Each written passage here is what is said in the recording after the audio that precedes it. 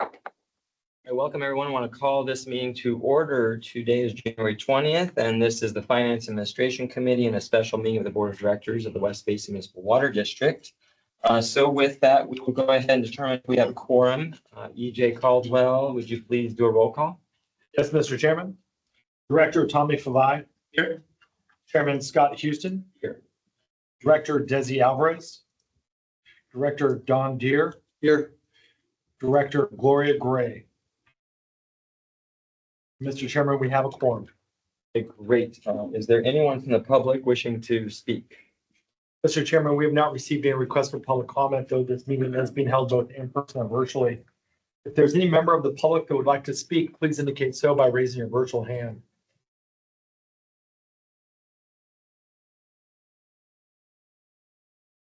And Mr. Chairman, I do not see a request for public comment.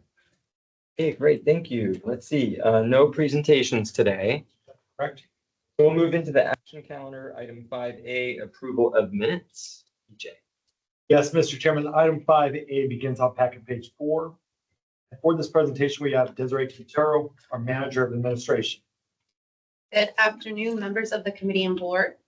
The minutes for the West Basin Municipal Water District Board of Directors meetings are an integral part of the public meeting process.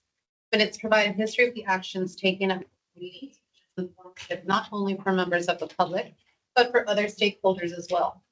Minutes for the December 12th, 2025 special board meeting, and the December 19th, 2025 special board meeting have been attached for consideration and can be found on packet page 6 and 8 respectively.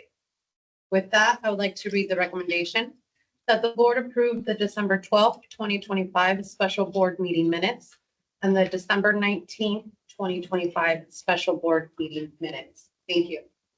Okay, thank you very much. Let's see, any questions on the minutes? Director Favai? Director Deere? No questions. I have no questions and they looked in order when I reviewed them. So with that, I'll recommend we move forward to the board for approval. And Director Favai? Yes. You agree. All right. Thank you very much. Let's see, next item would be 5B as in boy. Annual board reorganization. So EJ, if you will introduce that item, please. Yes, Mr. Chairman, item 5B is our annual board reorganization. We do have Desiree Quintero, our manager of administration, here for the presentation that the committee and board would like. However, this item is typically held over to the board, monthly board meeting here in January, which is scheduled to take place on January 26th. So at the chair and committee's preference, we do have staff here that's available for presentation, or we can consider action. Okay. Well, I'll just say, and you already laid it out, for the most part, this usually just goes straight to the agenda and we discuss it at the board meeting as a group. So on that note, though, are there any questions or anything, comments, questions from Director Favai on the board rotation? None? Okay, Director Deere? No. Okay, Mr. Chairman, go I've ahead. been notified that Director Gray has joined us online. Welcome, Director Gray. Thank you so much. Thank you. I'm here. Excellent, you're welcome. And so with that hearing on the agenda as an action item left open as we have in the last handful of years. So thank you very much for that. Let's see. Item 5C is in CAT. Approve sponsorship of fiscal year 2025-2026 community outreach event. It looks like we just have one item, EJ. Yes, Mr. Chairman, this item begins on packet page 15. And for this presentation, we have Lisa Vasquez, our Deputy Board Secretary. Good afternoon, Chairman Houston, members of the committee and board. As you mentioned, this item begins on packet page 15, and I do only have just one event for your consideration. So the annual El Segundo PTA Run for Education event is being held on Saturday, April 25, 2026. This event serves as a major fundraising opportunity benefiting El Segundo State Utah Public School, with author contributions going towards supporting education and program. At this time, Director Houston is recommending sponsorship of this event for $500. With approval of this sponsorship, West Basin would be granted a booth at the event, as well as an advertisement in the form of a logo with conservation messaging placement on their event materials. This sponsorship amount would also include a dedicated social media post as well as complimentary race entry. West Basin has sponsored this event in the past, most recently in April of 2025, and we did so for the same amount of $500 time, including a booth at the event, where district staff had the opportunity to engage with approximately 40 members. The documents submitted for this year's request are included as attachment A, and you can find that beginning on packet page 17. As always, I'd like to share just the status of the budget, and you can find information on this, the details on this, I should say, in attachment B, beginning on packet page 23. But essentially, as you all know, $75,000 has been budgeted for fiscal year 25-26 in the community outreach budget, which would cover the sponsorship of this event. Approving sponsorship of the event and the amount that has been recommended today would leave a remaining balance of $23,800. With that, I will read the recommendation. Director Houston recommends that the board approve sponsorship of the El Segundo PTA Run for Education event on Saturday, April 25, 2026 for $500. And with that, I am happy to answer any questions. Okay, very good. Thank you. Let's see, any questions from the committee? Director Kavai? No questions. Okay, Director Deere? No questions, thanks. Director Gray? No questions, thank you. Thank you. And I'll just say, as a matter of fact, we have supported this for many, many years. The PTA Run for Education that benefits the schools in El Segundo. It's a huge event. And so it's a very small amount of money, quite frankly, to ask for what we get, let alone a booth. So I hope my colleagues will support it again, but it is, just a really fun and great event. Our staff does an excellent job at the booth every time they do this on a Saturday morning. So I would recommend this moves forward with an approval or support position from the committee, from me. Director Fry? Aye. Excellent. Okay. Thank you very much. We will move on to 5D as in dog. City of Los Angeles Reorganization 2021-11. Tax transfer resolution and annexation to the City of Los Angeles of West Basin Municipal Water District territory. So, EJ, please enlighten us on this item. Yes, thank you, Mr. Chairman. Item 5D is something that we've discussed internally for some time now. Contacted by the LA County Office of the Executive Officer in relation to the tax transfer resolution request for a small property that is located in the West Basin service area. It's worth noting that Joseph Byrne, Vasquez and Krieger has been working on this issue and contacting not only the county, but of course, our partners at LAFCO. And so for that reason, we do have Ryan Gilboa online joining us today to introduce this item. And so with that, I'll hand it off to Ryan.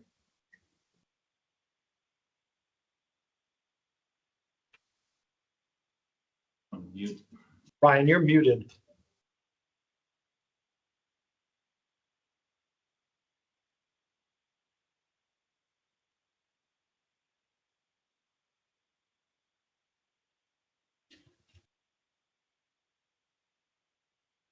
Ryan, can you hear us?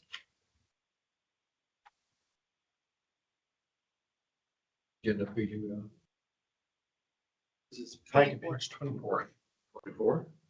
Yes.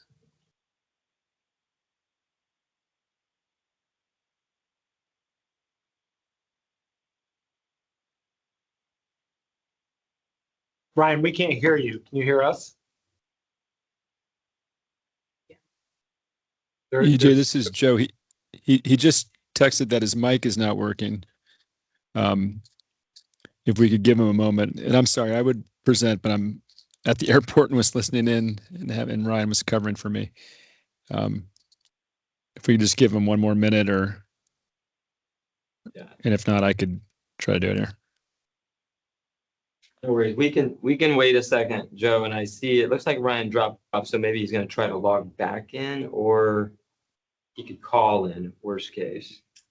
And we could always switch items if we. I was just gonna say, if you'd like to move forward with item 5E, we can come back.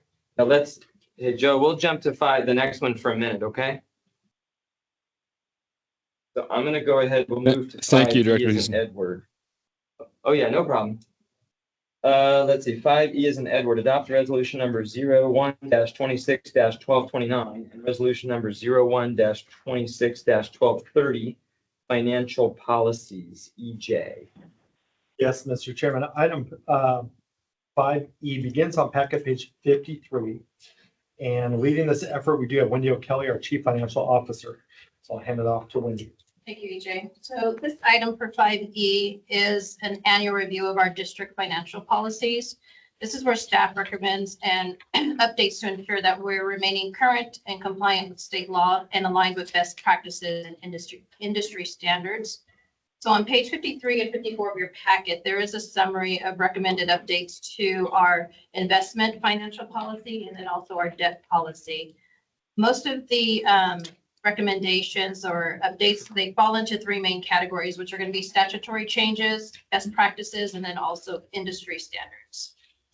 So for this year's investment policy, I'd like to mention that staff is proposing an additional step with the policy. We'd like to submit the policy to California Municipal Treasurer Association for review. So once this policy, or if this policy receives a passing score, the district would earn a CMTA's investment policy certification. It's an external validation that our policy meets recognized public sector standards. So at this time, again, on the staff report, page 53, there is some summarized points. So I'd like to hand it over to the portfolio strategy manager with Chandler Asset Management Group. And her name is Elaine Sampson. So welcome. Thank you. And Wendy, would you like me to do the economic update at this point as well? Sure. And are you able to hear me on this mic? I'm not sure how to Yeah. use it. I think that microphone doesn't really do anything, to be honest. Microphone is above That one. All right. I have a note here to speak louder It's all from the good. last time. Yeah. You know, the mic picks you up well, but the room doesn't always. So yes, just aim it at us and we're good. Okay, fantastic. So Just for clarification, so I did not introduce that item. So she is also going to introduce in your packet that you have, she handed out the economic update to each one of you. Yes. So we're just going to get a real quick overview of our investment portfolio before we go through the policy. Very good. thank you. We'll You do have a that. packet that's bound in front of you. So again, my name is Elena Marie Sampson. I am a portfolio strategy manager at Chandler Asset Management. We partner with finance staff as fiduciaries managing the investments of the operating reserve portfolio. So that's the role here today. I'm going to provide a brief economic overview to give context for what we're talking about, update on the portfolio itself, and then move into the investment policy, just to make sure that there's context for everything that's being shared with staff here today. So in terms of the economic update on slide number 3 in your packet, the key word for what's been going on is a lot of uncertainty with regards to what's happening with the Federal Reserve. As many of you may have heard on the news, but the Department of Justice is investigating whether to press criminal charges against Jerome Powell related to the renovation of the Federal Reserve building. And there is a case of Trump versus Cook that is being heard by the Supreme Court on Wednesday. So these are definitely two big pieces of news that we're all watching with regards to what's going to happen with the Federal Reserve. Regardless of those two outcomes, the chairperson position is also coming up for renewal, and we're going to be looking for a new person to be stepping into that chair position. There's a couple of contenders that are at the top of the heap. That's going to be very important for where we're going with regards to Federal Reserve policy. Secondly, geopolitical situation. Certainly, you've seen the news on Venezuela and the president of Venezuela being detained. A lot of folks, including my mom, wondered whether or not there would be changes to oil prices as a result of that. We did not see a huge impact to that, but certainly over time, we want to continue to monitor these geopolitical situations to understand how they impact the markets. Moreover, there was an escalation this weekend surrounding Greenland being acquired by the United States, and the markets were slightly down about 2% at close from what I could see. And we're going to see more speeches happen at Davos this week. So we're watching for that. And then meanwhile, of course, we're still watching for tariffs outcomes with regards to the Supreme Court and whether those are or not legal. So I give you that very long-winded opening because that Federal Reserve background is really helping them understand where to position rates. The Fed funds rate is the only rate that everything else is set by the markets. And the Federal Reserve has said because of delays in data, because of all of the uncertainty I just mentioned, it's been very cloudy in terms of trying to determine how to set the path. We also see a lot of contention at the Federal Reserve as a result of this uncertainty. We had 2 people vote for 0 rate cut in December and 1 person for 50 rate cut. Ultimately, they landed on 25%, which is what you see on the middle of the page. If you move forward to employment, that's been arriving late. I'm on slide number 4. This is adding to the uncertainty. The Federal Reserve has 2 mandates, stable prices and stable employment. From the employment standpoint, we see non-farm payroll, what you see on that left-hand side. Certainly the trend is going down, so we're seeing less jobs in the marketplace. And on the right-hand side, I would point to while headline unemployment rate continues to come down, we're still at 4.4%. Pretty strong, but underemployment, think of this as a barista who's actually trained as an engineer. These roles are still at 8.4%, so that's rather high, another sign of weakness. A little closer to home here in California, our unemployment is at about 5.5%. That is a number certainly higher than where we are nationally, but structurally, because we have younger people in the workforce, more contractors, structurally, we tend to be higher here in California. If you move forward 2 slides to inflation, that's the other side of the Federal Reserve's mandate, inflation. How is inflation doing? Well, a little bit higher than the Federal Reserve would like to see. We see that at 2.7% for December. This is about the same as it was in November with regards to core. Core strips out some of the more volatile numbers. The right-hand side, which is the preferred number, again, not enough data for them to calculate. So we're about 3 months behind on PCE being determined. And that's the one that the Federal Reserve prefers to look at. So again, that gives you a sense of the challenges that they're faced with determining policy. If I move forward with regards to the consumer, we make up 2/3 of the economy in the United States. And so it's very important to understand how the consumer is doing. Well, the consumers at a headline level have been, and I apologize, I'm on slide number 7, have defied measures in regards to being more, we've seen more retail sales happening despite the fact that there's been a very pessimistic view from consumers. How do you square that? Well, those who are at the higher end of the socioeconomic levels, if you own stocks, if you have a bit more assets, you've probably been doing a little bit better in the economy. However, those who are on the lower end of the socioeconomic scale have not. And as a result, you're seeing a lot of that pessimism show up in numbers like the consumer confidence numbers. And that we're starting to see start to dip. It's not plummeting. It's not at a point where we're calling out recession, but we are pointing to the fact that it is declining. And that helps you understand why headline numbers continue to be strong. If you move forward several slides to number 12, as I mentioned, the Federal Reserve lowered their target range to 3.5 to 3.75. So you can see that ticking down on the right-hand side. The Federal Reserve has also judged the balances to be the reserve balances. They're responsible for bank balances to be ample. So they're starting to purchase some U.S. Treasury securities. All of this will piece together when I talk about what's happening in your portfolio. And so lastly, with regards to bond yields on slide 13, the expectations is that the Fed would continue to cut rates. So you'll see the lower on the right-hand side, the lower end, so around 3 months, continue to move down. And we're seeing a steepening in the rest of the curve. Why is that? Well, if there's a lot of uncertainty in the marketplace, you want to be paid a little bit more for that risk. And that's what the market is pricing in. They're wanting to see a little bit more yield. We've seen it increase by about 20 basis points, that's 0.2% since the beginning of the year, the longer end of the curve. So lots of uncertainty being priced into the market. Now, I promised that this would all lead into your portfolio. So if we go to slide 15, we are in compliance with the California Government Code as well as the district's investment policy. That means we need to be focused on safety and liquidity first and foremost, and be consistent with the district's fixed income benchmark. That benchmark is the publicly available 0 to 3 year benchmark. And I'm making that stated because I am sometimes before boards and I'm asked about equities and other securities. Those are not allowable securities by California Government Code. So just wanting to be explicit there, and that will tie into your investment policy change in a moment. The portfolio, if you see slides 16 through 18, it is in compliance with both California Government Code as well as your current investment policy. We at Chandler check your compliance on both a pre-trade basis prior to us executing any trades as required by code.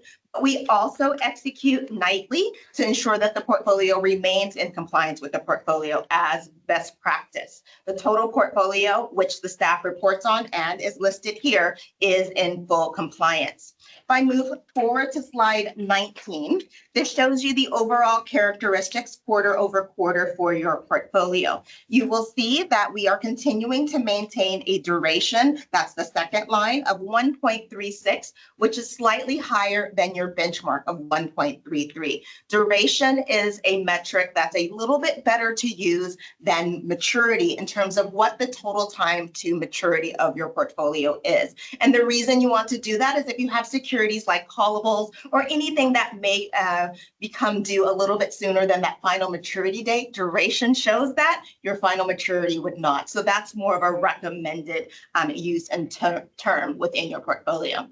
You'll see that the average purchase yield continued to increase to 4.05%. That's fantastic because, as you can see in the subsequent line, the market rates are actually going down. So we were able to bring your portfolio a little bit higher despite market yields decreasing. The other thing that I would note is that your average market yield at 3.71% in comparison to where the benchmark is at 3.46 is higher. So market yield is, if you were to purchase this entire portfolio as of December 31st, 2025, what would be the yield? That would be 3.71. Compare that to purchase yield. That is the average yield of the securities at time of purchase in your portfolio. So describing what those two different numbers are. Overall, your average quality is AA+. That is in alignment with the U.S. government. Yes, our U.S. government is not AAA. It is AA+ by all three credit rating agencies. Your total market value is $29.6 million. In terms of sectors, as we go to the next slide, Question, on the benchmark, can Yes. you explain what the benchmark is? Yes. Yeah.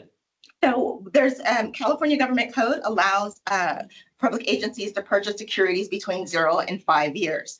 Based on that, we then spend a little bit of time of understanding what your liquidity needs are, what your overall risk tolerance is. And while the district started out with a little bit more of a little bit riskier of a benchmark at 1 to 3 years, what we realized over the last few years was that there was a lot of liquidity needs. And so the portfolio needed more natural liquidity. And so we've moved it down so that you see more maturities happen. And actually, if you move forward 2 slides, you can see, or excuse me, 4 slides, I believe it is, when it says duration distribution. One more, there it is. You can see that approximately 23% of the portfolio matures within 6 months. And that was because the district was needing to make debt service payments and other natural liquidity needs to pull out of this portfolio. My understanding is that that may no longer be necessary, but we're keeping the liquidity until we're able to have further conversations. Yes. My pleasure. Okay, so in terms of where we are with the portfolio, I'll actually just continue forward from here to slide 25 in terms of the performance, the bottom line. Bottom line, overall, we're performing well against your benchmark. You can see that over the last 3 months, you're at 1.11%. You're outperforming across all of the periods. But I like to point out the since inception numbers. You can see we're at 2.45 versus the benchmark of 1.86. Now, for most of us who are thinking about our own portfolios, that seems like very small numbers of difference. But when you're talking about millions of dollars, that translates to about $175,000 additional yield that or additional dollars that are going into the portfolio as a result of the value add of active management. The rest of this particular presentation is the holdings and transactions. So I won't go over that, but I can go directly into the investment policy at this point, unless there's questions. Any questions on everything she discussed? Director Deere, any questions? Director Gray, any questions? No, thank you. Thank you. Okay, thank you very much. Yes, so with the investment policy, not sure how to get that on screen. There are a few changes I can walk us through. Is it better for the committee for us to go through the actual policy or through the summary that's listed here? You know what, EJ, what do you think? I mean, I don't know if we have to go through every little thing Yes. here. And I have a question too, because we got a handout, but there's already something in the packet. Is this the same document or is this? Document, Director, what you'll see is on the debt policy, and that will be after Ms. Sampson's presentation. There's not a red line on the one that you have online, so we had gave you the handout just so you could see Okay. the deletions and the additions, So the handout has everything, everything. right? Okay. So I guess the best would be if you'll highlight top line things, I guess, to us. And then, you know, Wendy, if you got anything else we need to really look at, you know, during the meeting, we can do that. So go ahead. So I can pass us through it pretty Yeah. quickly. Trying to think, it may be easier just from a visual perspective to Yeah. show the red line if that's available. So at the bottom of the red line, it says 4-7. Is that the page that we all see? I'll keep going here. 4-7 or 4-6. I see red on 4-6, right? That's a change in language on 4.2. So I was going to go through what's, to your point, trying to expedite it. There we go. So here we are starting here. Perfect. Okay, it's 4-6. At least on mine. Okay. Fantastic. So the first change is the scope. This goes back to what I was talking about with us having a fixed income benchmark, not equities. Your pensions, you're allowed to invest equities. And so therefore, best practice is to exclude your pensions out of your operating reserve policy. So that is what you have on this page. We move forward 4 pages. The next subsequent 2 changes are both related to the same item, which is in continuing with the public service deposits, also known as CDARS.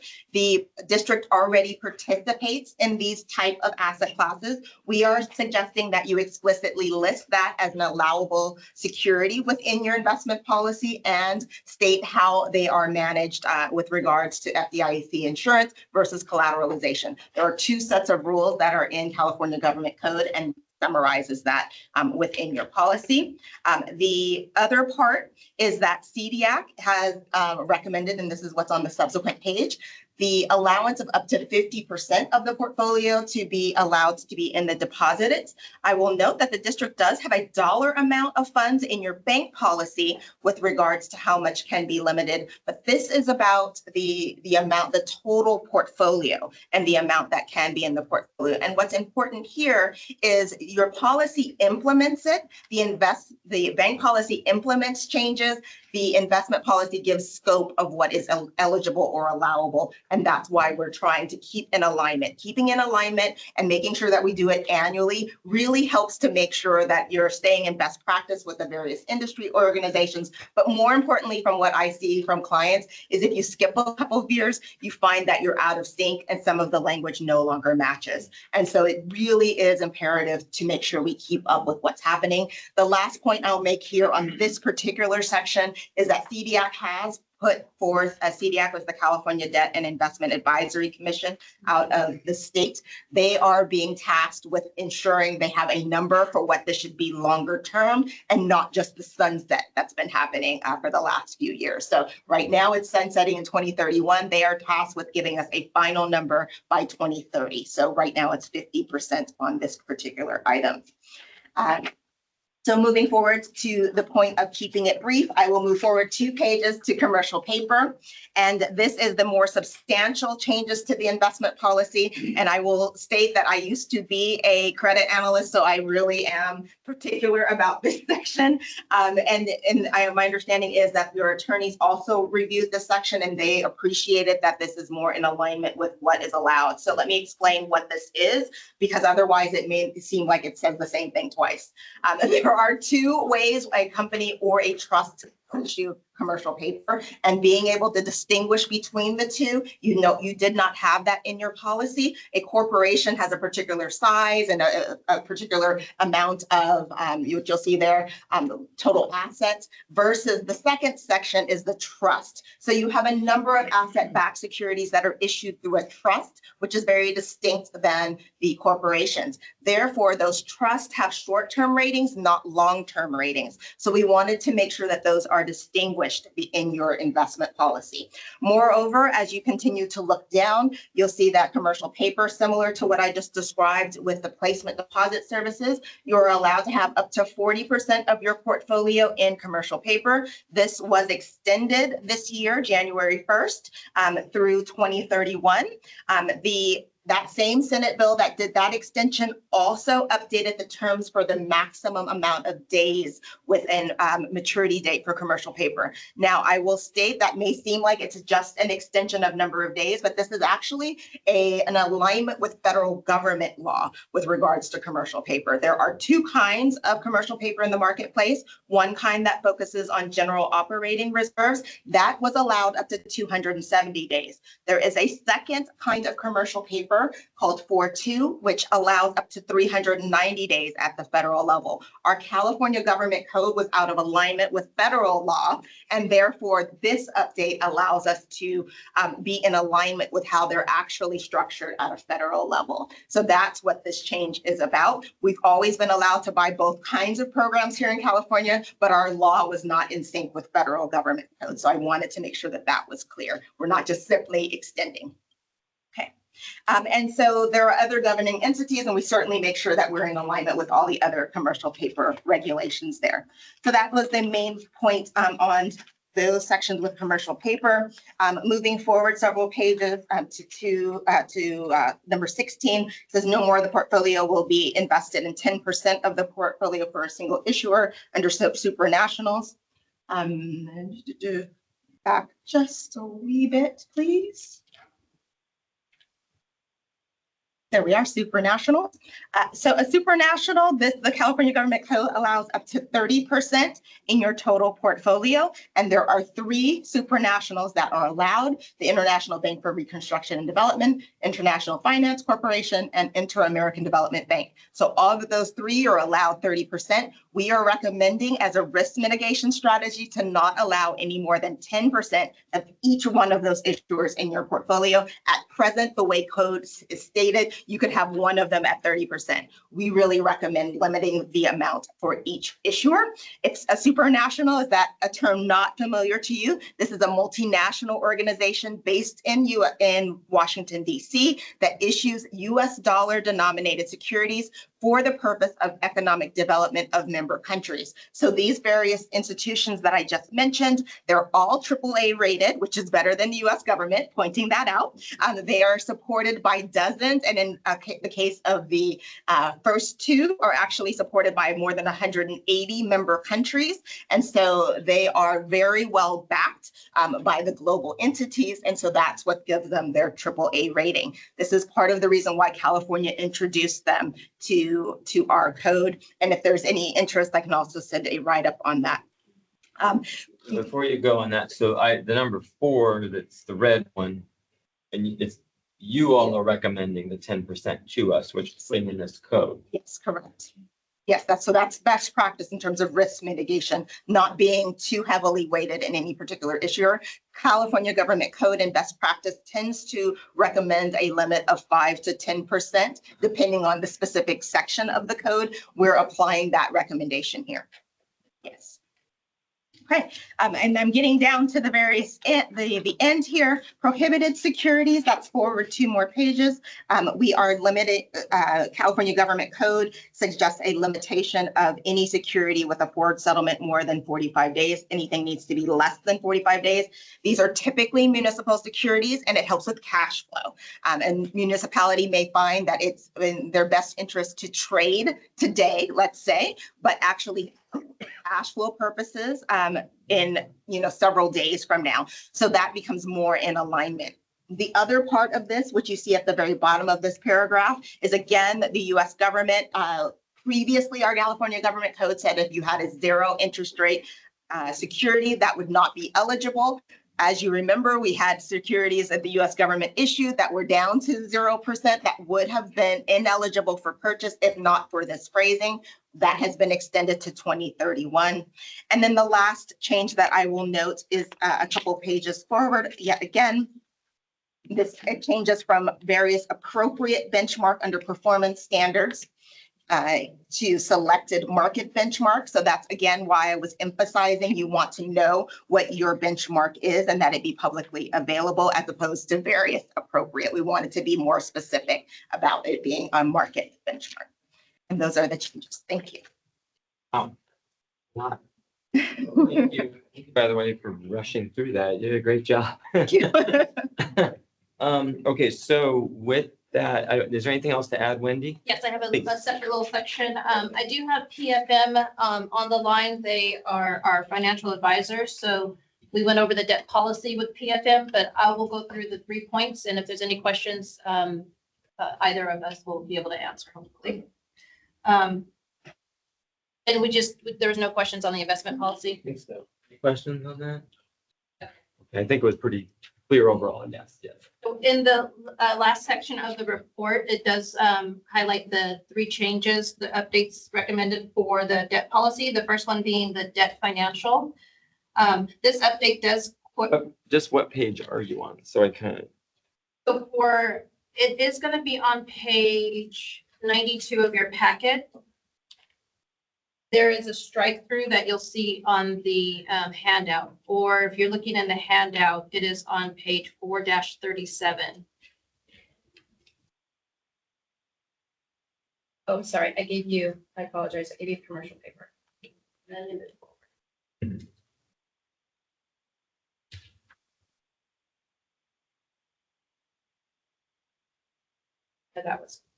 That is correct. So 4-37. I'm sorry, 4-40 or page 95. 4-40 on the handout. There we go. Okay.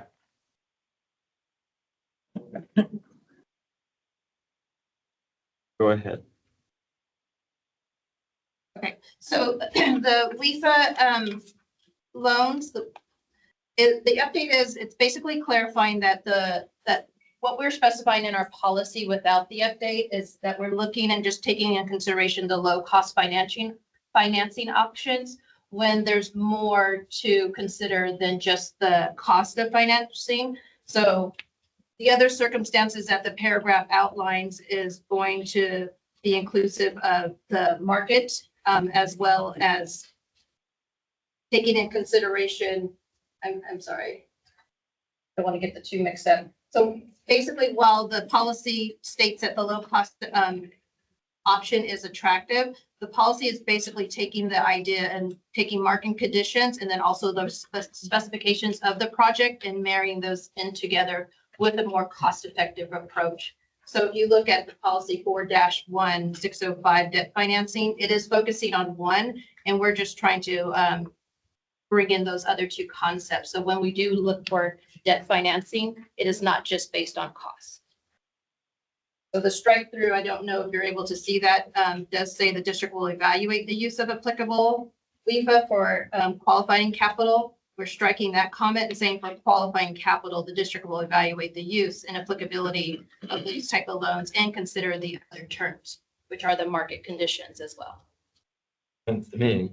Any questions on that? Okay. And then the next section is 4-1608, and I will get there and give you the information. That this is the method of sale. That's going to be on page 98 or 4-43. So this version here clarifies that while cost is an important consideration, again, it updates to tie the section together for the best method of sale. And again, once again, just not making the determination of that cost alone is the only thing that the district is looking for. But again, that market condition and then other options as well when considering sale. And then the last one is 4-1-613 under consultants. The section related is for underwriters, so that's going to be under 4-46 or page 101. That's where consultants starts. The addition will be to the bullet points as far as the qualifications of underwriters. So the addition here is adding knowledge of the district and district needs.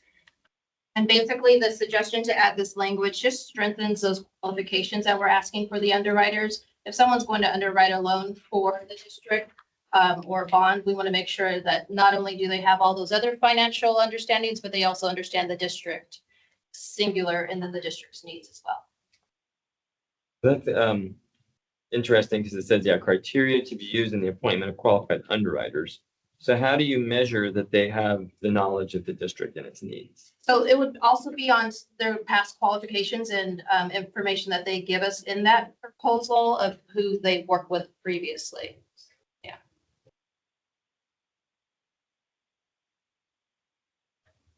And then just to go back up to the staff report, because I didn't want to miss this one update, which is just to the terminology that has been corrected back in 2020, but not to our documents.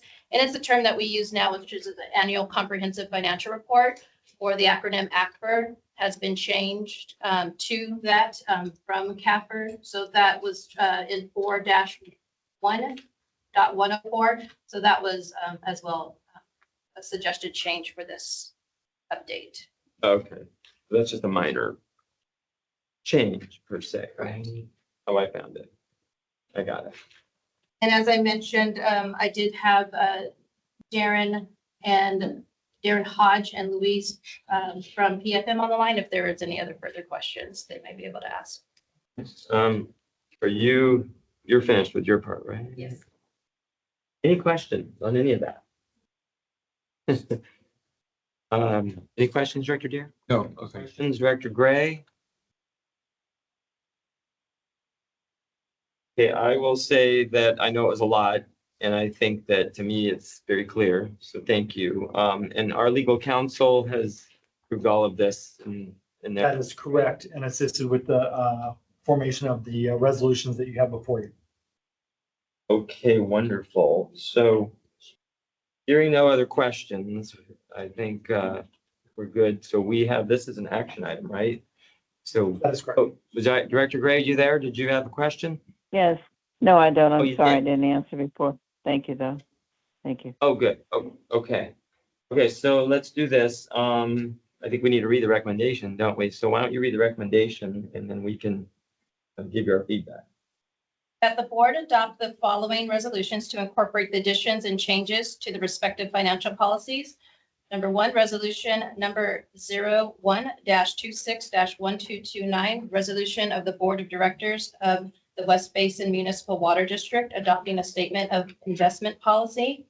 And resolution number 01-26-1230, resolution of the Board of Directors of the West Basin Municipal Water District adopting a debt policy. Very good. Okay, I think that we covered everything and it seems to me in the big picture, it's staff helping cover a lot of our bases, especially with changes that have occurred and recommendations from Chandler. So I have no further questions. I'd recommend it moves forward with approval by the committee to the board. Director Fabai confirms. There we go. All right. Thank you, everyone, so much. was like a lightning round, wasn't it? You did wonderful. Okay, so now we're gonna move back to 5D as in dog. Is Ryan, I see he's here. Can you hear me now? Ryan? Yeah, we Can you hear hear me? you. Yeah, Yay. yeah. So I don't think I need to read this again, but we're back on 5D as in dog. So let's go ahead, EJ and Ryan, please. Yes, and I'll just throw it over to Ryan. Thank you, Chair and Board of Directors. I apologize for the technical difficulties there. So this item for your consideration, it's a joint resolution of the County of LA and the City of Los Angeles approving the exchange of property tax revenue and West Basin's detachment of approximately a 0.64 acre site that would result from the proposed annexation. This property at issue is located within a parking lot at the CBS Television Studios site, and those studios are located just north of the Grove Mall in the city of Los Angeles. This half-acre parking lot technically is within West Basin service area, although we don't provide any service to that site, nor do we collect any property tax associated with this property. The application for annexation was submitted by Television Studios LLC, which owns approximately 25 acres at this location. And this half-acre parking lot is the only piece of property for some reason that's in unincorporated LA County. So as a result of that, the studio is seeking to annex the property to the city of Los Angeles in order for the entirety of the site to fall within a single jurisdiction. Just by way of background, the district did receive notification from LAFCO in March of 2022 regarding the intended annexation of this site.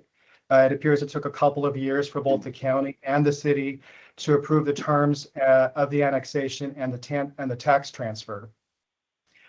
Most recently, the city of LA did approve the joint resolution that is attached to your staff report in August of last year.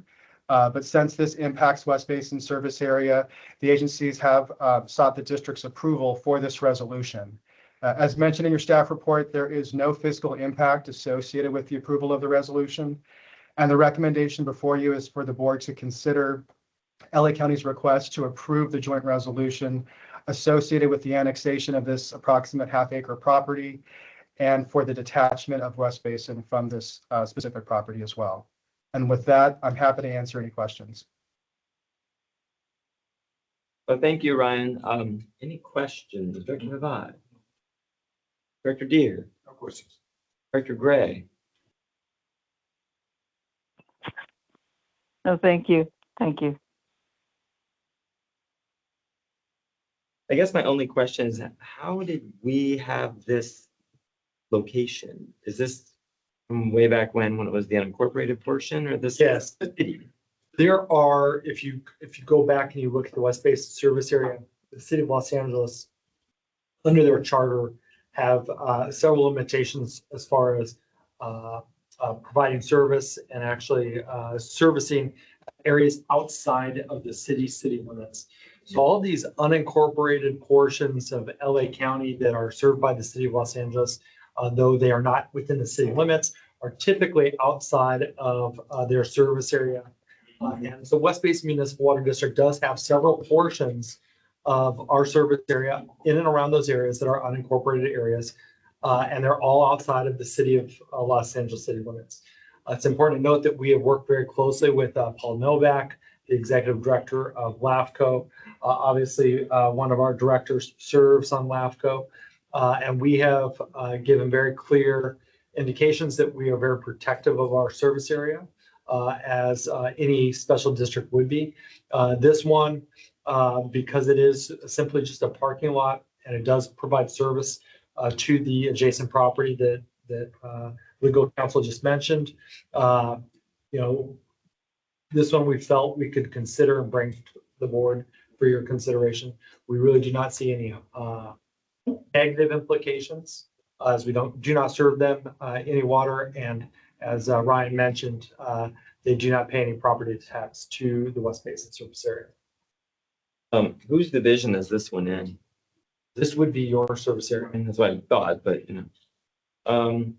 Well, with that, I mean, look, I have no issue with it, of course, it seems really cut and dry and probably makes a lot of sense in the big scheme of things. So I just want to say thank you to everybody who's worked on this before it got to us. And obviously it went through LAFCO and the city of Los Angeles and legal counsel. So, it'd be nice to move this forward and make this step whole, quite frankly, in my opinion, of what they're trying to do over there. So I would support moving this to the board with a recommendation of yes.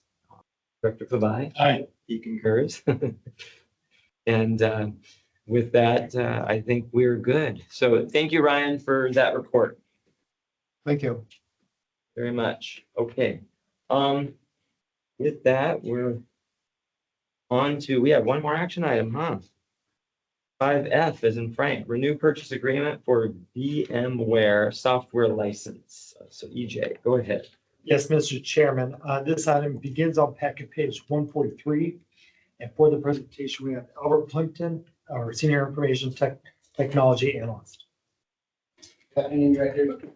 This item request is to seek board authorization to use VM software licensing.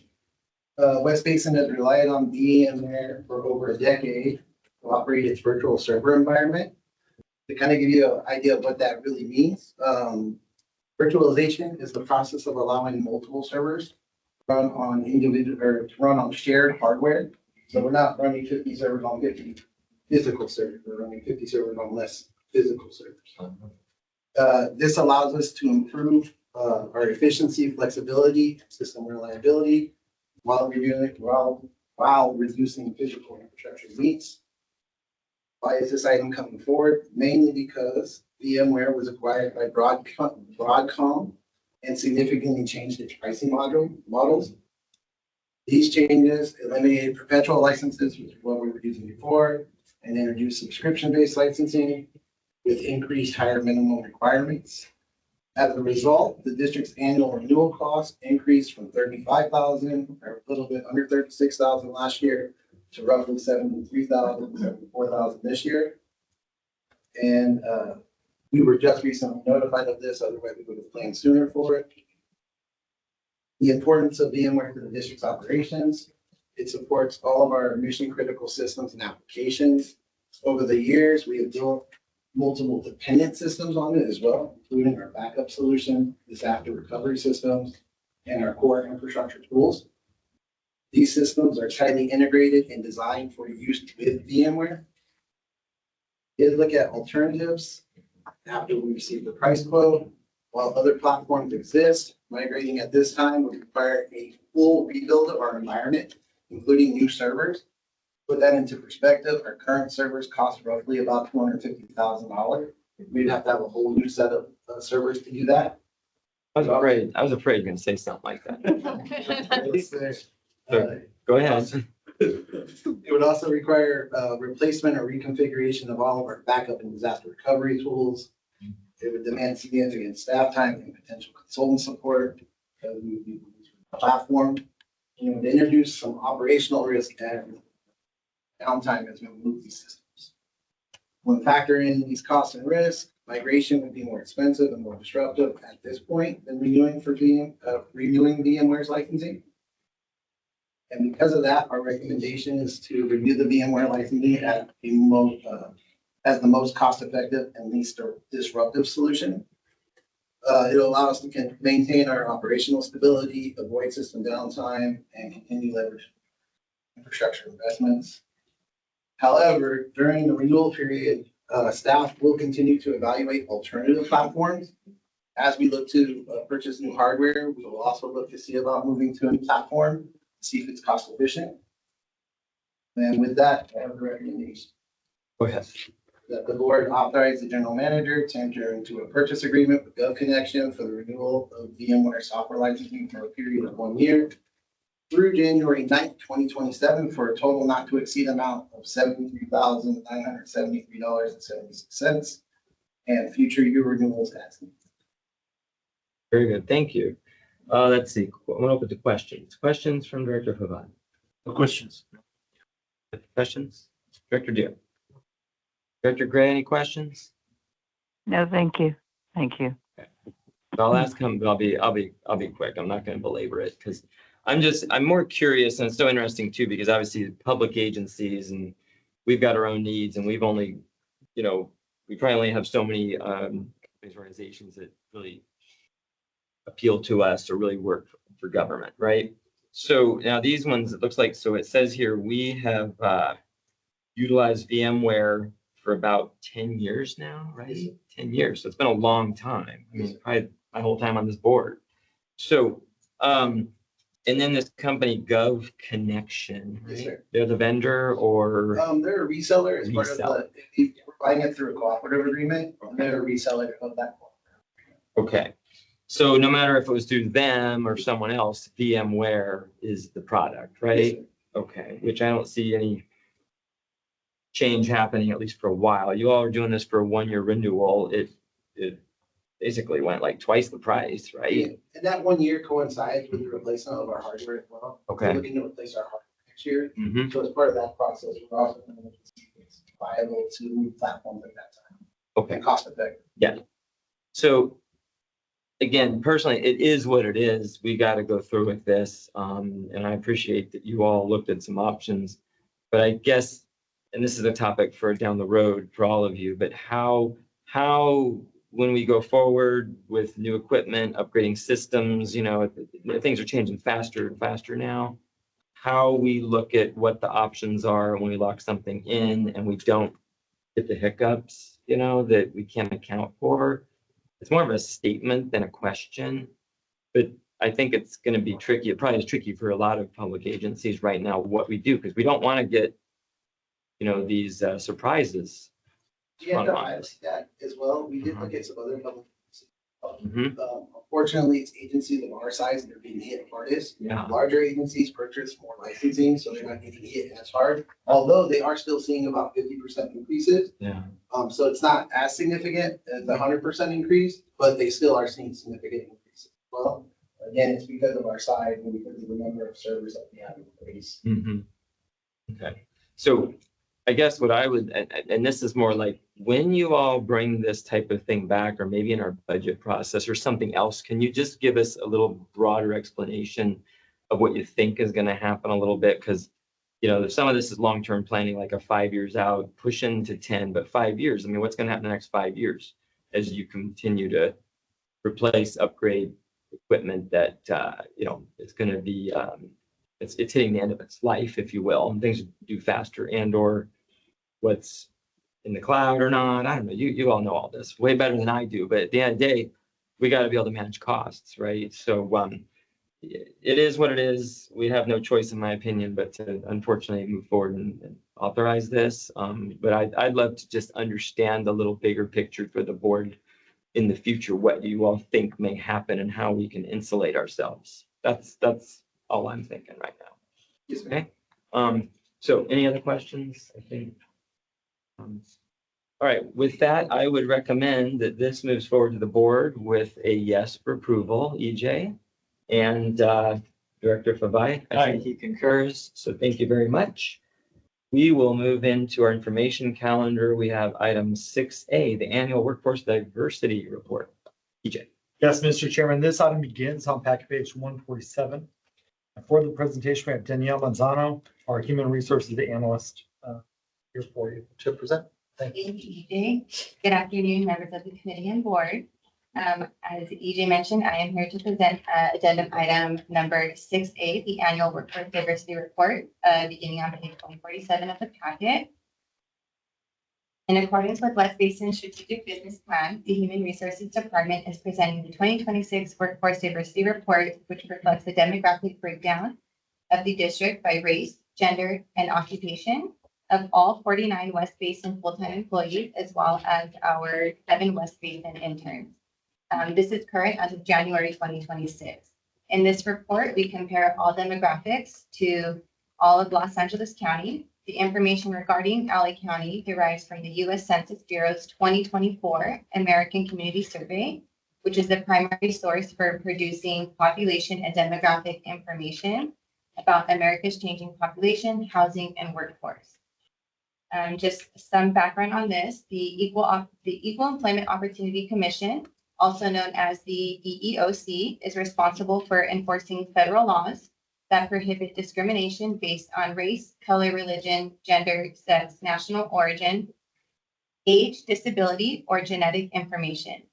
The EEOC collects workforce data from employers with more than 100 employees, but because West Basin does not fall under this requirement, we provide this report to the board as a courtesy to keep you informed about the district's demographics and how we compare within our county. Additionally, reporting of this data demonstrates West Basin's dedication to promoting diversity, equity, inclusion, and acceptability as a West Basin core value. Identifying these metrics helps us to assess and measure progress in these efforts. So with that, we'll go ahead and move into the attachments. The annual workforce diversity report includes 2 attachments. The first one begins on page 149 of the packet. It is our workforce diversity report, again, as of January 2026. This report provides data of race and occupation categories at West Basin and Los Angeles County. To begin, the first table is a breakdown by race and occupation for West Basin. This data, as mentioned prior, includes all 49 full-time employees and the 7 interns, totaling 56 employees. The occupations provided on the left-hand side of the table are the categories that we currently have here at the district. West Basin's overall totals are provided on the bottom of this table under the total employees row. The total male percentage at West Basin is 53.57%. Total female is 46.43%. And moving on over to the race categories, Caucasian, still on the first table. Total Caucasian race at the district is 30.36, African American 7.14%, Hispanic 37.50%, Asian Pacific Islander is 21.43%, other is 3.57%. And just to note, for the other race category, that is defined as individuals who just did not provide responses. The race categories that they wanted to select were not within the minimum that were provided when selecting categories, and those that just provided written responses, which can't be tallied. Can't collect data from that.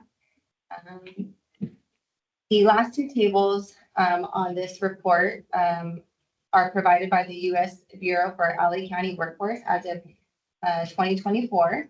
The last table on the very bottom of this report is what we utilize for our comparison. It's a breakdown of the full LA County labor force by gender and race.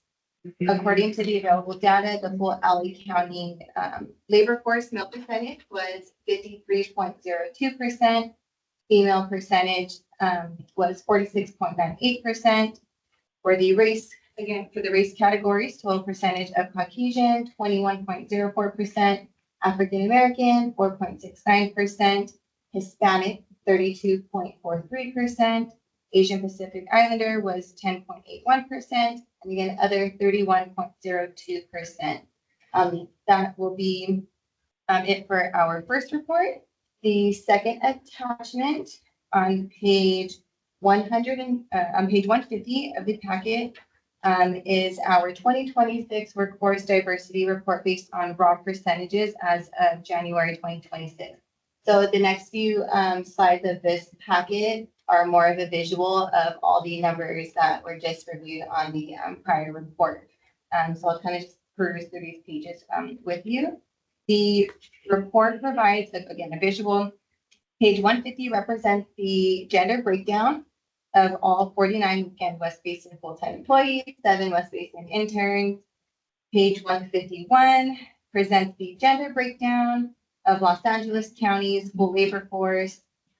Page 152 shows the comparison visual of what we have here at West Basin of all employees versus the LA County full labor force.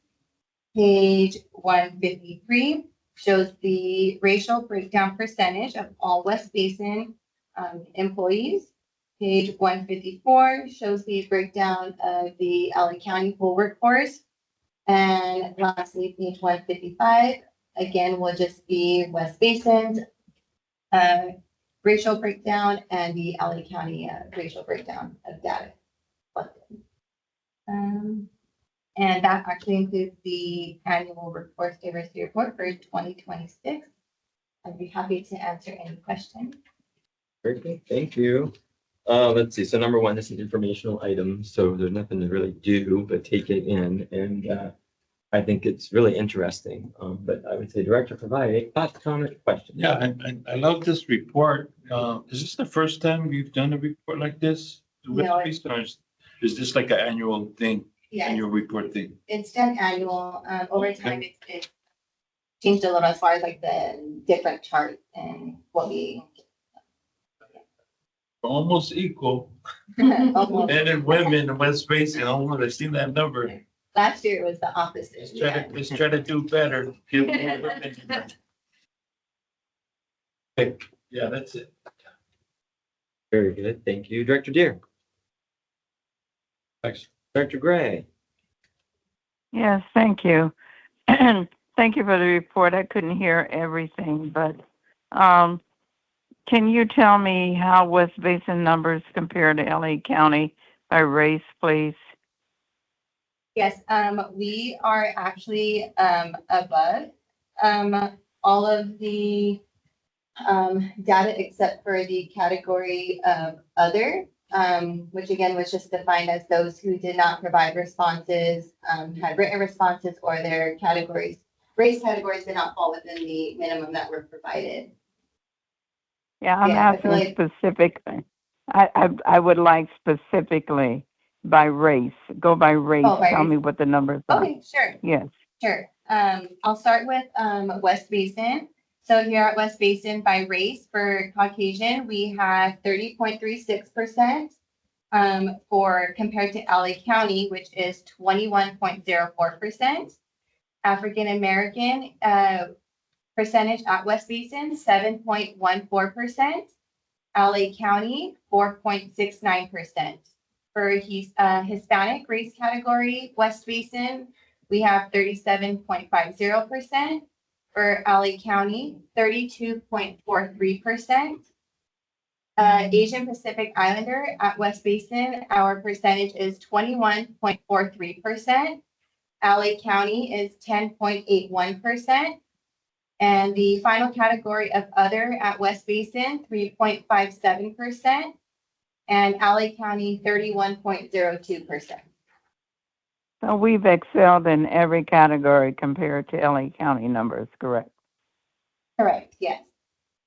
Okay. And how does that compare to last time you gave the report? We've improved? Yes, we have improved. Last year, we were also above the LA County average as well. LA for all County. categories. Yeah, LA County. But we've improved in each of those categories somewhat compared to Correct, last yes. time? Yes. Okay. Do we do those numbers by department or just overall? We do have some of the numbers by occupational categories. So some of the departments are combined within each category. I'm not sure if you have the packet, but on packet page 149, you'll see the occupational categories listed on the left-hand side. So we have the categories right there. If you would like, I can provide further context of which departments fall under which one. Yeah. If you don't have it today, if maybe Okay. EJ could send it out. I'm really interested Okay. by occupation, which I guess would speak to departments, even start with administrative all the way down to whatever our occupations are. Sure. But I can thank you. provide that. Thank you. Yeah. Yeah, thank you for the report. Thank you very much. That's good news that there's some improvement and we do excel over the LA County numbers. How does that compare to the overall, whatever the percentages are for each category, period? How does what we do compare to whatever the numbers are in terms of race for the state? For the state, Well, whatever number. I'm sorry, whatever numbers we compare, what we do to overall population and gender and race. County. Yeah, it's just the county that, we compare to, LA County, That's the county. with, Yeah, yes, just okay. the county. Okay, all right. If you just give me the other information, but thank you for the report. That's good news. I appreciate it very much. Thank you, and thank you, Mr. Chair. Okay, great. Thank you, Madam President. And I think President Gray did ask some really good questions, especially when you get into the occupations themselves. And of course, EJ can talk to her on that offline as well as got in the packet. But to the greater point, and Director Pavai made it as well, West Basin has been, in my opinion, is also very good to surpass the county as far as our diversity, of staff here.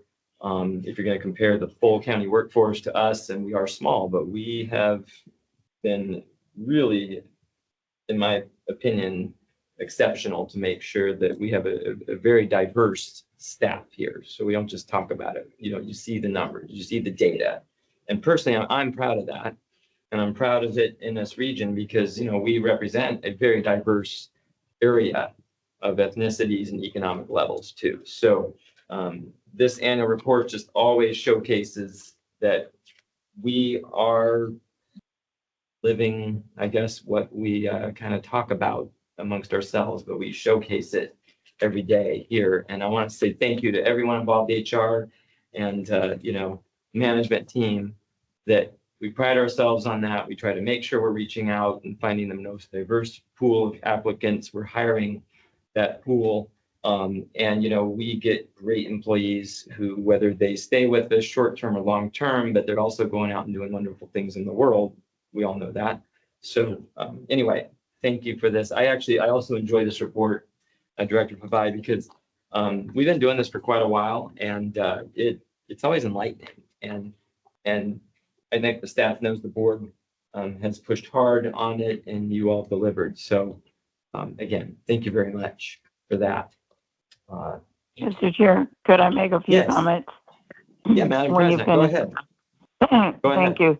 I agree with everything the chair just said, and I think Director Pavai. Just want to add on, I know there's been a lot of effort, tremendous effort on behalf of EJ and his staff to really focus on diversity in our workforce, and I think they've done a good job of effort in doing it. They continue to do it, and the reason why I think it's important to look at categories, occupational categories, because it will help EJ, the board, all of us to focus on those areas that maybe we can do a better job of bringing in more diversity in those areas. So, congratulations and thank you, EJ, and everyone involved, HR, for really doing great outreach. Please continue to do that.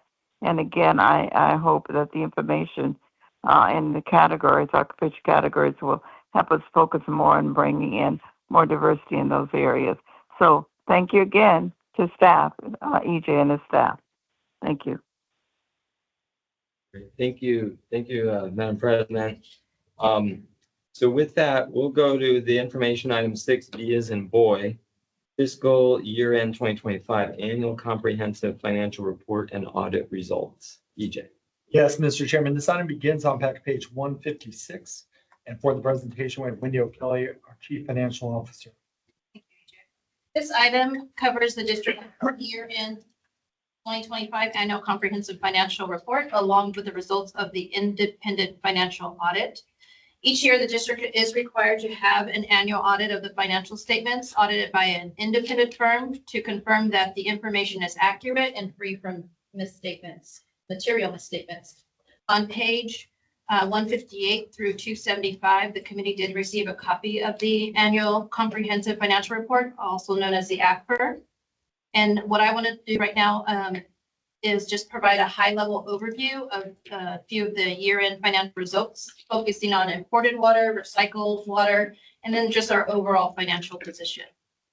So first, for imported water, the imported water sales totaled approximately $178 million while the imported water purchase totaled about $143 million.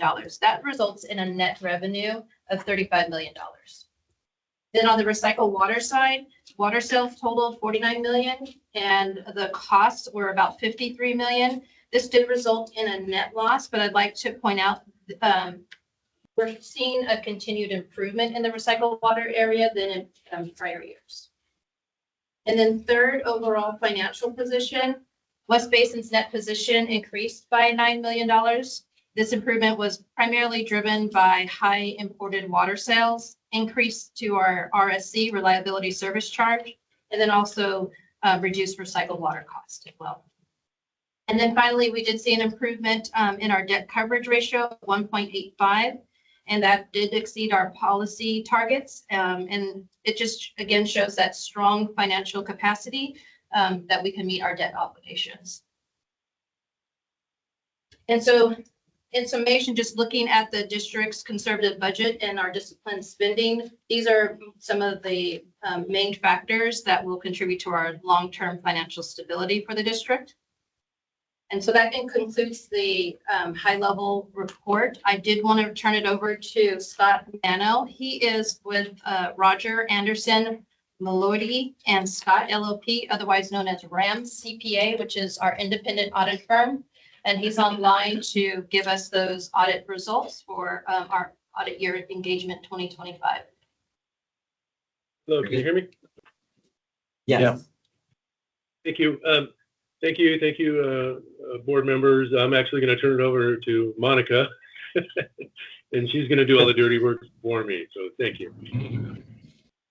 Great. Hello, everybody.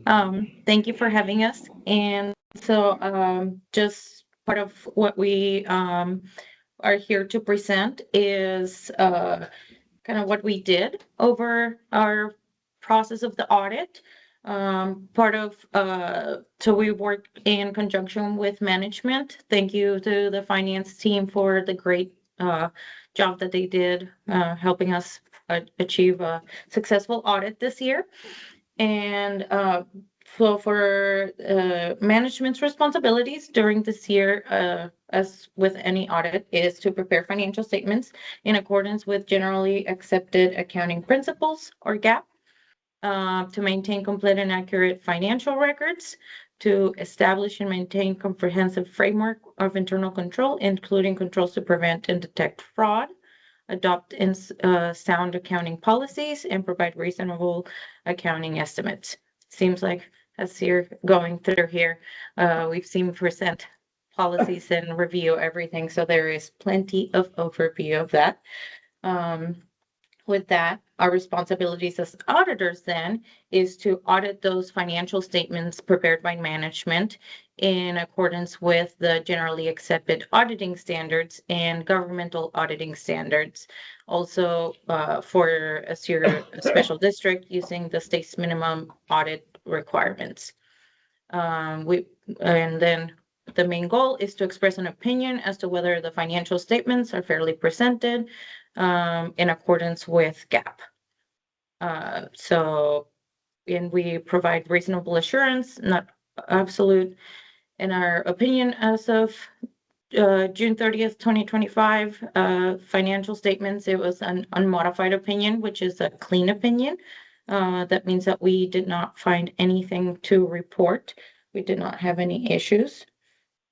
So now part of the process of what we did to achieve that unmodified opinion is we started back in May, I believe, with our internal control review and what we call interim. And so we did inspecting of the documents, review of policies over billings and cash receipts, cash and investments, cash disbursements, financial reporting and closing. And we tested the internal controls established by the finance department. And then we had our year-end audit procedures performed. That is called our substantive testing, our test of details. And we performed a detailed audit of the numbers. We inspected relevant documentation. We confirm cash and investment balances. We perform analytical procedures, read the minutes and board meetings, and we assisted with the preparation of the financial statements to make sure that they're in compliance with GAAP. Some of the significant changes that happened between in this year that management had to implement, it was GASB 101, which is the compensated absences, and it was reviewing the methodology of the accrual for compensated absences. They issued the standard and there was some changes, but there were no reason for there to be a restatement of the beginning balances or anything because the accruals were calculated just fine.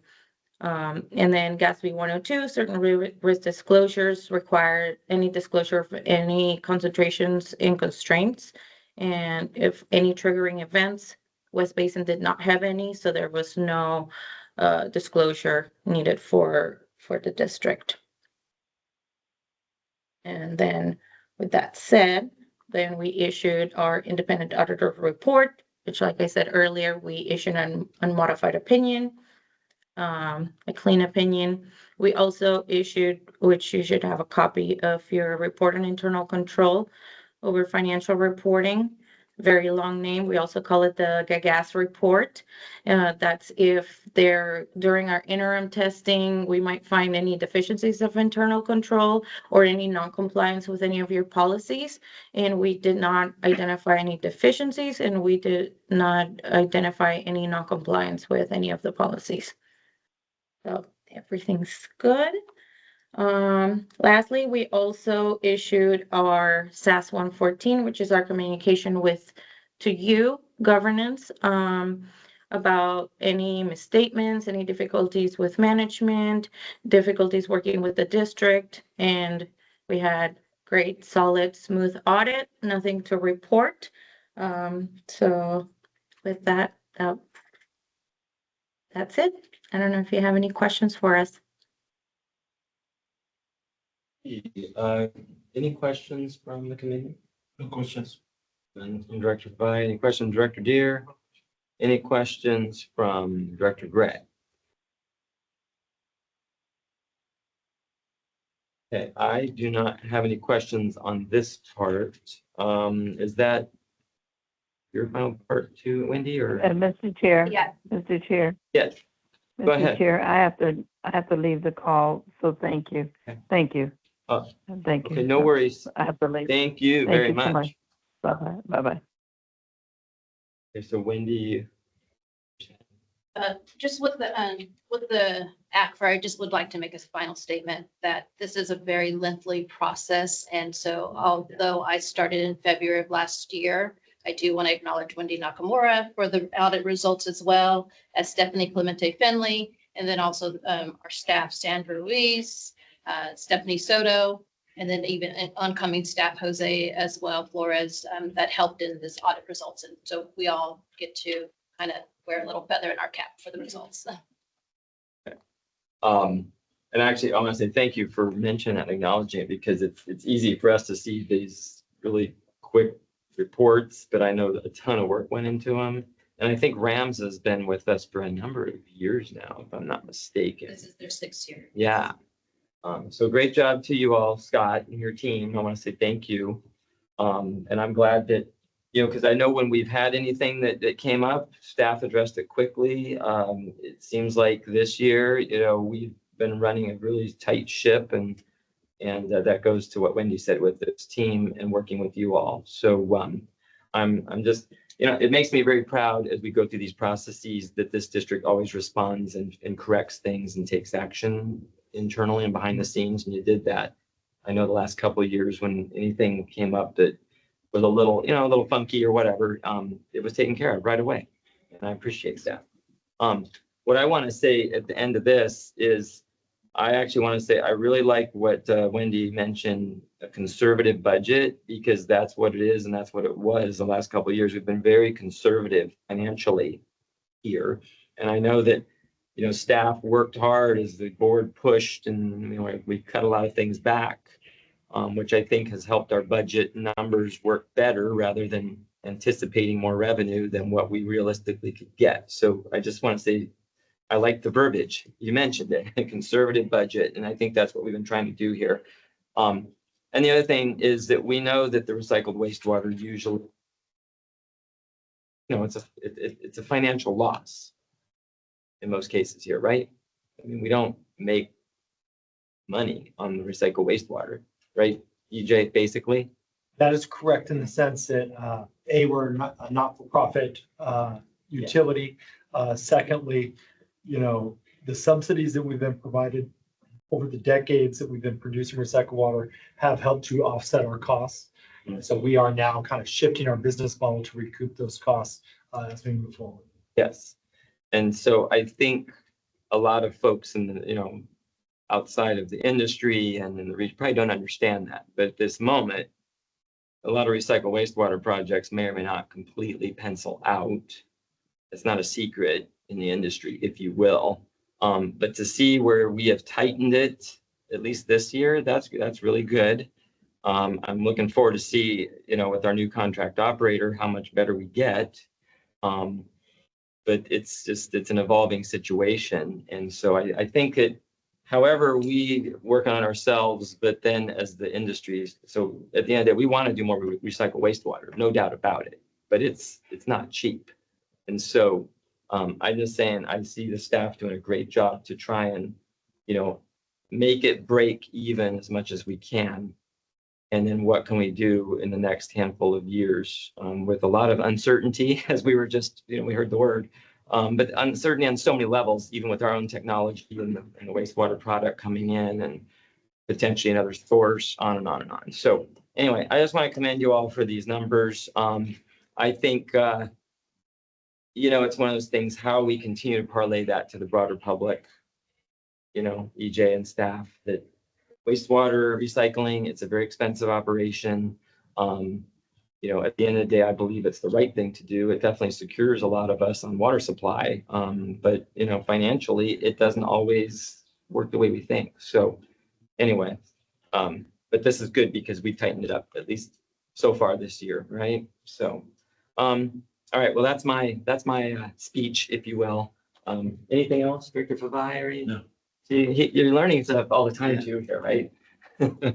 So with that, I want to say thank you for the report. Thank you for the work and always, you know, enlightening us. And let's move to the next item, which is 6C, as in fiscal year 2025-26 first quarter financial results. Yes, Mr. Chairman, this item begins on packet page 298. And for the presentation, we again have Wendy O'Kelly. This item is the overview of the district's first quarter financial reports covering the period July through September 2025. The Q1 reflects three key factors that we're going to see as Chair Houston said, exceeding revenues as a result of budget projections that we put in place, and then expenditures also remained within those approved budget appropriations. And then as a result of those two, the district is able to maintain a strong debt coverage and then also cash balances. So I'll begin on page 300 of the packet, where we're looking at imported water sales are 6% over budget, which equates to approximately 11.6 million in the first quarter. So we started out very strong with the 6.6 million over budget, and this is driven by a combination of the recent rate increase that was applied in July of last year, and then higher than anticipated sales. And then if we move to page 301, recycled water continues to show meaningful improvement compared to the prior years. While Q1 reflects an operating loss, it is significantly lower than looking at first quarter 2025 fiscal year. That showed an operating loss of 11 million at this time last year. So in addition, still on page 3 of values for that quarter are at 84 acre feet. And although this is taking you only into the first quarter, we'll see in our monthly presentation, those recycled water sales in a few, later on in our information calendar. And then on page 302, covering investment income, that is tracking in line with the adopted budget. Our portfolio manager, who was just here, was advising us in the beginning of the budget year that the yields are stabilizing and that some trends are slightly lower. So we did budget for 1.1 million, and we're looking at our year-to-date actuals so far as 822,000. So there's really no surprises here in this investment performance. And then continuing on with our debt coverage, it's typically favorable at this point in the year. So we'll revisit these numbers in February. You could see that we have a target of 1.75. The results are yielding 2.33. So I'll be able to give the committee a clearer picture in February. And then over to page 303. This is our overall budget to actual summary statement, taking all the departments, all the revenue into consideration. And so what you'll see is at the end of the first quarter, the district collected 30.5% of the total budgeted revenues. And the next section, the middle section, is showing the expenses or the expenditures, which we've expended about 28.2% of budget. And again, this is the result for Q1. And then standby revenues towards the bottom do not appear at this time. These are collected on the property tax roll, so we will see those appearing in the third quarter. And overall at the bottom, you can see that debt coverage amount of 2.33. And then if we skip over to, just to give you a summary of page 304 through 309, those are our individual department budget to actuals. All the departments are tracking within the appropriate budget limits that we would want to see in the first quarter of the year. And those numbers are what we use to roll up into that summary page that you were looking at previously. And then on page 310, it does break down this capital improvement program, which shows at this point in time, or as of Q1, 6% utilization. And dollar amount, that's $1.7 million that we have in expenditures for the first quarter for our CIP program. And again, I'd like to remind the committee that in February, we are going to return with an actual mid-year number. So that will be the mid-year result where we adopted budget, where we are 6 months into the fiscal year. And then also hoping to give you some projections all the way through to the end of the fiscal year. So we can have a better outlook of where we stand 6 months in, and then how we project the fiscal year to end as well. So that will be coming to you next month at the committee meeting. And that concludes my presentation for the first quarter financial results. All right, question. I just got a comment. Thank you, Wendy, for the presentation and then giving us some insight on, you know, what our outlook looks like. And, you know, for now, I'm just being a good listener because I'm soaking up a lot of the stuff that's even with the presentation that was given by the vendors, but yeah, good stuff. Soaking up. Yeah. I had heard that one. So many, right? In this business. Thank you, Director Favai. Director Deere, any questions, comments? Director Gray is gone. Okay, so I don't have anything to add. You know what? I have to say these are just, it's really good to see and track it along the way. And I appreciate that. You know, seems like I had a thought when this was going through, but kind of lost me, but it's just fascinating. You know, you do a lot of work to just really watch the costs here. And, you know, I know that's not always fun, but it's showing in our numbers. And so I just want to say thank you. And EJ, he's obviously at the helm, but, he's been working to carry out what the board has asked, when it comes to the budget issues. And so I want to commend staff that I think we've really done a lot of good work in the last, I would say, 3 years, give or take, on budgeting here. And for someone like Director Favai, who's newer to this, I mean, it's a lot to take in, right? It's a lot to take in to understand this particular industry and as a public agency. And so, don't feel shy to ask questions too, because at the end of the day, we've got to understand what's happening internally, and then we're the ones that are out in the street in the face of it sometimes, who people, might wonder what's happening. But the agency is run very well, and that's because of you all do good work. So thanks on that. I know this has been a bit of a long meeting, but we are almost done. So 6D is in dog, fiscal year 25-26, first quarter debt report. EJ, please. Yes, this item begins on packet page 311. And for the presentation with Wendy O'Kelly, Chief Financial Officer. Thank you. For the quarterly debt report, this does provide an overview of Basin's outstanding debt obligations. It also gives us a sample of the key financial ratios, and all this is required under the debt management policy. This report does support in transparency, demonstrates how the district continues to meet its debt service requirements and the financial policy standards for each quarter. So beginning at the top of page 313 of your packet, you'll see a summary of the district's current debt portfolio, and it just breaks it down into the initial bond and loan issuances, and then showing the outstanding balances, maturity dates, and then our annual debt service payments for both interest and principal broken down and then totaled off to the far right column. And this does cover the first quarter. If we go to the next page, which is page 314, that is a report for the net variable rate obligation. This simply just reflects how much of the district's debt is exposed to those changes in interest rates. And this is after considering any interest in swaps and then also fixed rate conversions, which we do not have any at this time.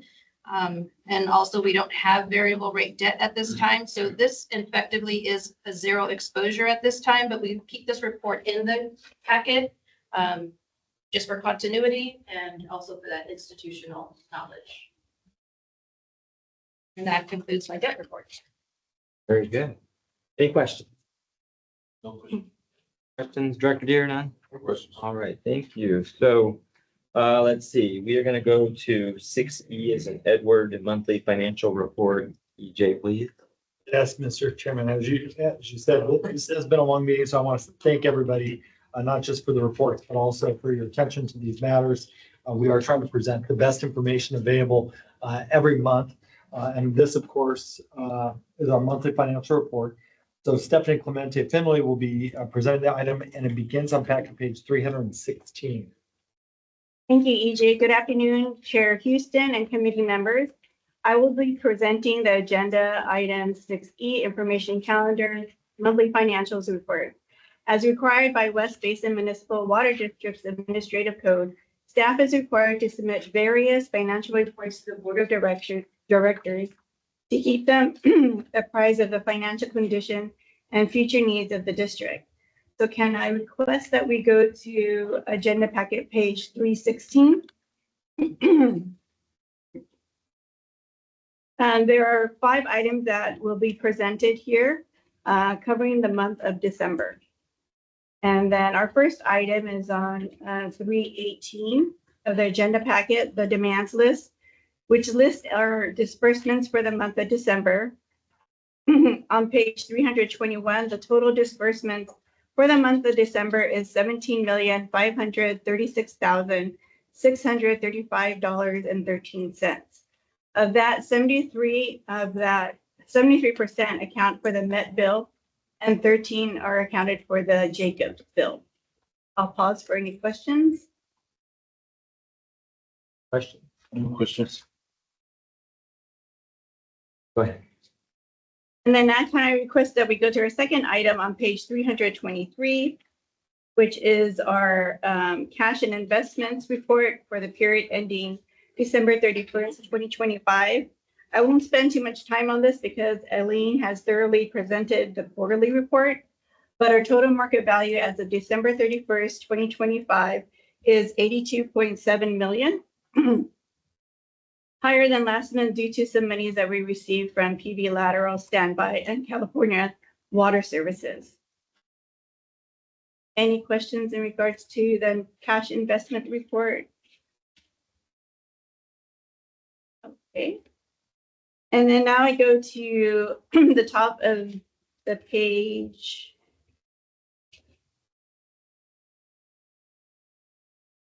$338.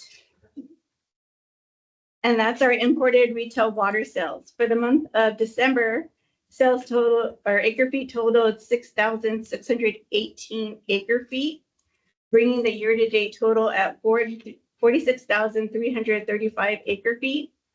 While sales are currently over budget, they remain under an FY25 actual. And moving down to the half of the bottom part of the page is the imported water sales, barrier sales. For the month of December, total sales or total acre feet was 129 acre feet, bringing the year-to-date total to 1,794 acre feet for the first 6 months of the fiscal year. As shown, we're both under FY25 actuals and an adopted budget. As mentioned in various committee meetings, the reduction is primarily due to partial shutdown of the barrier driven by LA County Barriers R&R pipeline project. On page 339 of the agenda packet, we have our recycled water sales, with November being the fifth wettest month since 1967, and December also receiving several significant rain events. Recycled water demand was lower than anticipated. So for the month of December, our total acre feet was 2,384, bringing the year-to-date total to 15,882 acre feet for the first 6 months of the fiscal year.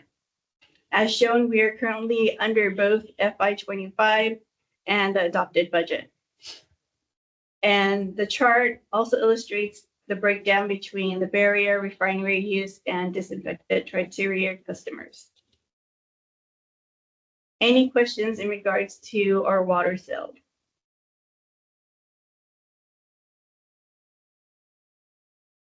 Now, can I request that we go to the fourth item, which starts on 340.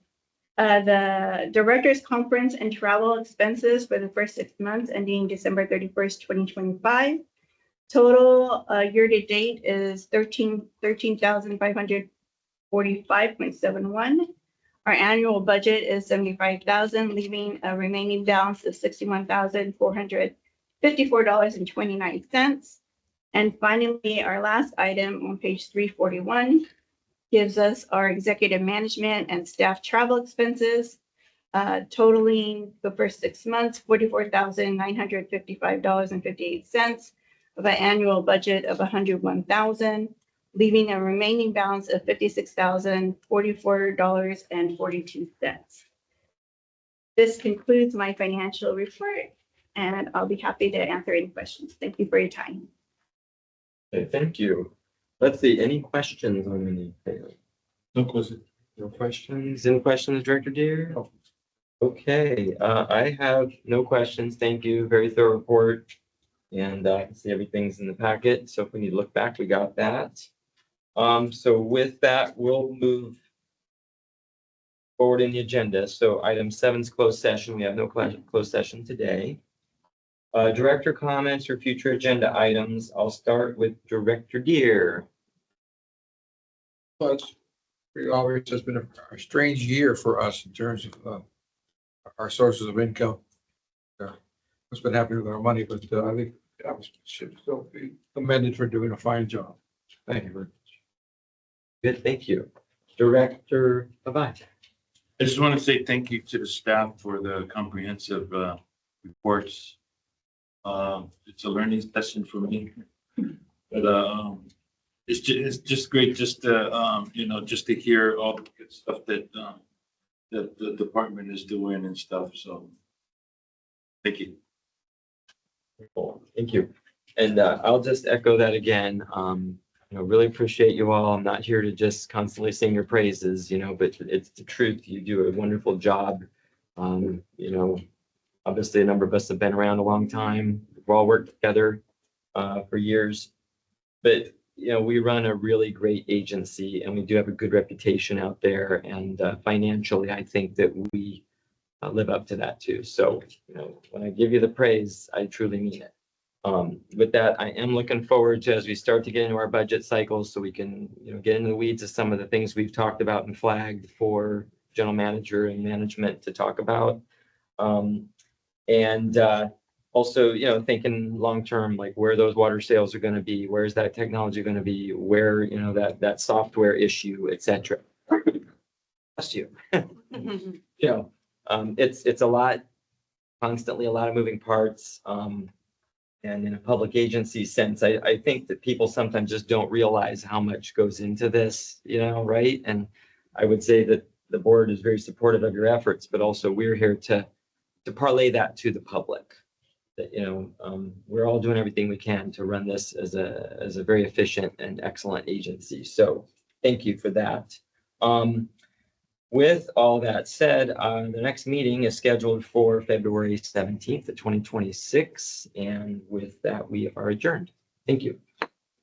Thank you.